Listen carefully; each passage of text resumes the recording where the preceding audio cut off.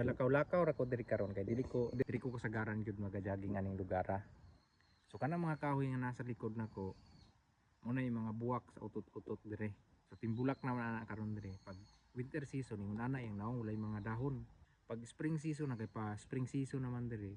Nindot kay na yung mga bulak kay magsamot nag fully bloom na color pink nindot kay tan-aw daghang kay mga aon dia sa ilalo man ng kahoyan no.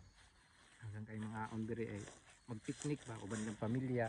Dire sila magtapok nya karon kay kuan pa man wala pa man ni gabdo. Ang uban lugar ani kako ana bloom na ba.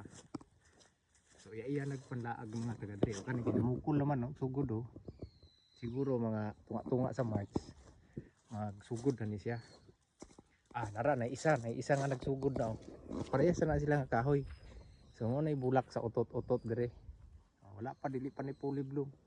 Yung ana yang guan, yung ana yang naong pag magbulak na siya na siya dahon. Brag naghumana magi siguro ni okay na siya dahon. Kay pag kanang first bloom pa lang niya wala gid kay makita dahon ana puro bulak na yung ana oh. Itong tilawag isa may tao dire karon oh. So itong tilawan sila mi ani niya.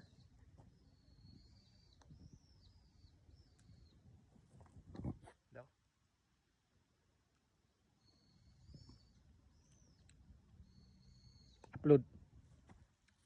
Manay bulak sa utot-utot dire.